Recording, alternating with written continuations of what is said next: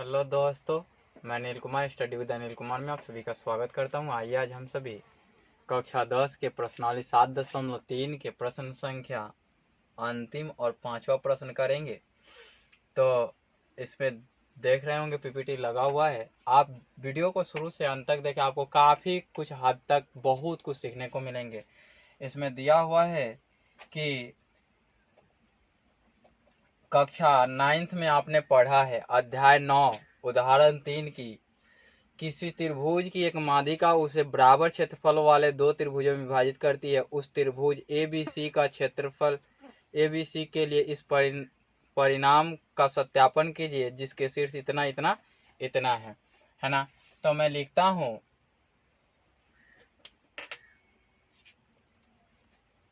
लिखा मैंने 5 हल दिया है। ABC एक त्रिभुज है ना।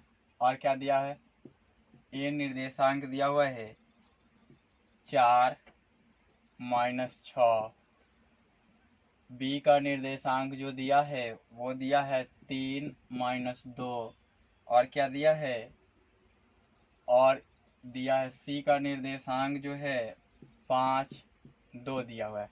आपको बोल रहा है कि किसी त्रिभुज की एक माध्यिका उसे दो बराबर क्षेत्रफलों में बांटती है, तो इसे सत्यापन करना है ना, इस परिणाम के का सत्यापन करना है। दिया है त्रिभुज की माध्यिका त्रिभुज को दो बराबर भागों में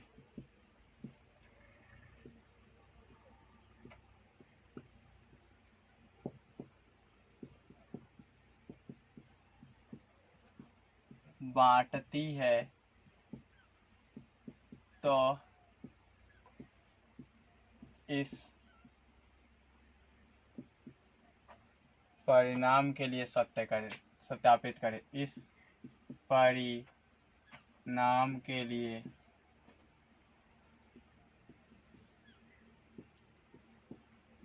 सत्यापित करें। आप सोच रहे होंगे कि मैंने लैंग्वेज क्यों लिख दिया है ना। ये लैंग्वेज लिख दिया इसलिए कि मैं अगर शॉर्टकट में लिखता तो आपको पता नहीं चलती। शॉर्टकट भी चाहे तो लिख सकते हैं, मैं यहाँ इसके लिए शॉर्टकट यहाँ लिख देता हूँ, है ना।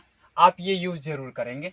एग्जाम हॉल में बैठे आपको अगर समझ में आ जाए कि ये चीज होता है तो, है ना, आप एक ट्राइंगल बनाते और यहाँ लिखते ABC, है ना, और यहाँ लिखते BD बराबर CD। तो एरिया ऑफ ट्रायंगल ABD बराबर एरिया ऑफ ट्रायंगल ACD। यही सत्यापित करना होगा आपको, यही सत्यापित करना होगा। आप एग्जाम में बैठेंगे तो ये लिख सकते हैं आप। तो आइए अब करते हैं। अब एक त्रिभुज मैंने बनाया ABC, यहां हमने लिखा 4 - 6, सी के पास लिखा 5 2, बी के पास लिखा हमने 3 - 2। अब आपको दिख रहा होगा, अब हमने क्या किया कि इसके लिए एक माध्यिका हमने खींच दिया। माध्यिका बिंदु डी पर निकली। अब माध्यिका डी बिंदु पर निकली तो डी क्या हुए, मध्य बिंदु हुए, है ना। माध्यिका खींचते ही डी क्या बन जाएंगे, मध्य बिंदु बन जाएंगे। यहां डी BC के मध्य बिंदु है ना। आपने देखा कि मध्य बिंदु है, आपको दिख गया होगा। तो डी निर्देशित, है ना, डी निर्देशित क्या निकालेंगे, बी और सी के लिए चलेंगे तो मध्य बिंदु पर में से तो 3 + 5 अपॉन में 2 और क्या करेंगे -2 + 2 अपॉन में 2 लिख देंगे क्योंकि मध्य बिंदु पर में से। अब देखिए कि या डी निर्देशित 5 3 8 तो 4 हो जाएंगे और ये 0 हो जाएंगे। अब आते हैं, मैं इसको मिटा देता हूं, आप लिख लिए होंगे, नहीं लिखे होंगे तो पॉज करके लिख लीजिएगा। अब त्रिभुज ए बी डी में है ना, अब डी के निर्देशांक तो आ गए, तो यहां से लिखेंगे x1 x2 x3 और यहां लिखेंगे y1 y2 y3 और लिख रहे हैं हम यहां से देखिए 4, यहां से देखिए 3, यहां से देखिए, हमने इसको दिखाने के लिए इधर किया था। अब देख सकते हैं हम, अब देखिए कि यहाँ -6 -2 और यहाँ 0 है, तो -6 -2 और यहाँ 0 है ना, तो त्रिभुज ए बी डी का क्षेत्रफल बराबर half of mod of x1 y2 - y3 1 2 3 plus 2 3 1 plus 3 1 2, यहाँ हाफ ऑफ x1 का मान कितना है 4 है, y2 का मान कितना है 3 है, सॉरी y2 का मान कितना है -2 है, तो करली ले लेना होगा आपको। करली नहीं भी लेंगे तो यहाँ चलेगा क्योंकि -1 ही है और यहाँ 0 हो जाएंगे। अब देखिए x2 का मान कितना है, x2 का मान 3 है, y3 का मान 0 है, लेकिन ये तो करली लेना होगा। 0 -6 करली प्लस x3 का मान कितना है 4 है। अब यहाँ देखिए करली लेंगे कि नहीं, तो लेना पड़ेगा क्योंकि यहाँ एक तो वैल्यू आप लिख सकते हैं, लेकिन एक वैल्यू को लिखने के लिए आपको तो करली चाहिए ही। चलिए हाफ ऑफ 4 और यहाँ से इंटू -2 प्लस 3 और माइनस माइनस प्लस 6 और प्लस यहाँ से माइनस माइनस प्लस और माइनस, तो 4 इंटू -4। अब देखिए मॉड ऑफ का प्रयोग यहाँ आपको समझ में आएगा, पहले तो समझ में नहीं आता लेकिन यहाँ समझ में आएगा आपको। हाफ ऑफ 4 2 जा -8 प्लस 18 और यहाँ करेंगे तो +16, सॉरी प्लस नहीं -16। अब देखिए माइनस वैल्यूज को एक जगह ऐड करेंगे, यहाँ मैं एक स्टेप यहाँ नीचे नहीं आके इधर ही आता हूँ और लिख देता हूँ। यहाँ हाफ ऑफ मॉड ऑफ कितना लिखेंगे आप, यहाँ लिखते ही -16 और 24 हो जाएंगे माइनस में और ये 18 हो जाएंगे पॉजिटिव। अब आप देखेंगे तो यहाँ से लिखेंगे हाफ ऑफ मॉड ऑफ कितना लिखेंगे 6 लिखेंगे। अब इससे पाएंगे तो 1/2 और 6 = 3 वर्ग इकाई है ना, एक आया।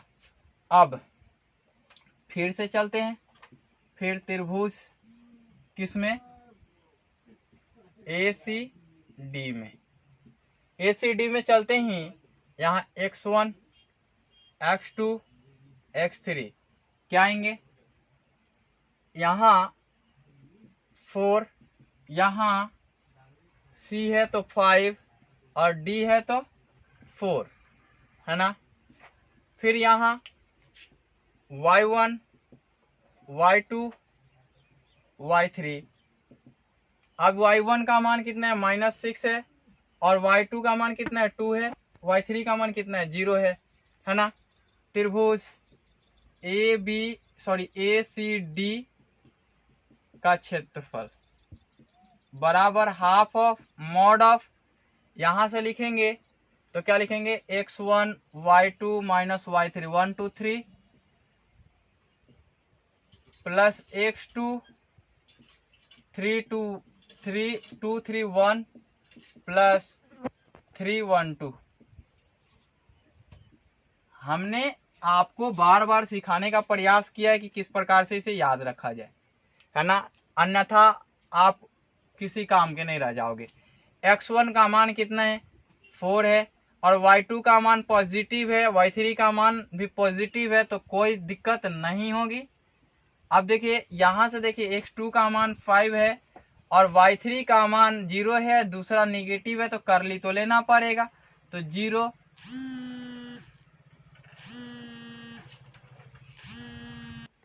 और यहां लिखेंगे तो -6 लिखेंगे और करली बंद कर देंगे।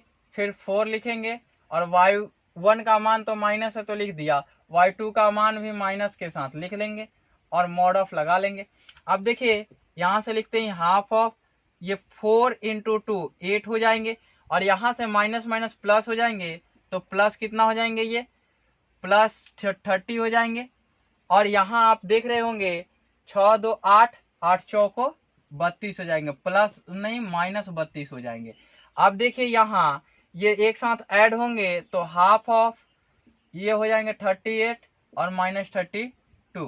अब करेंगे तो हाफ ऑफ कितना हो जाएंगे, 6 हो जाएंगे, तो यहां से आ जाएंगे 3 वर्ग इकाई।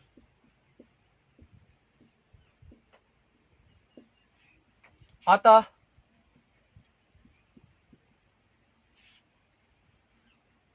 त्रिभुज ए बी सी, यहां अतः नहीं पहले लिखेंगे, पहले लिखेंगे चूंकि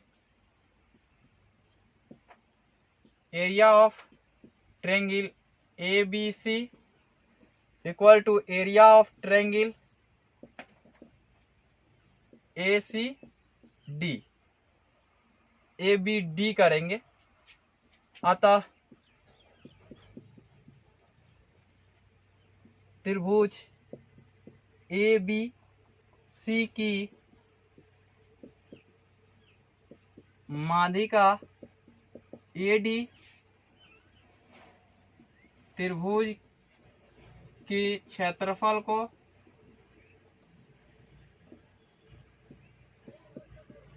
दो बराबर भागों में, अब इसके नीचे लिखूंगा तो दिखाई नहीं देगा, त्रिभुज की क्षेत्रफल को दो बराबर भागों में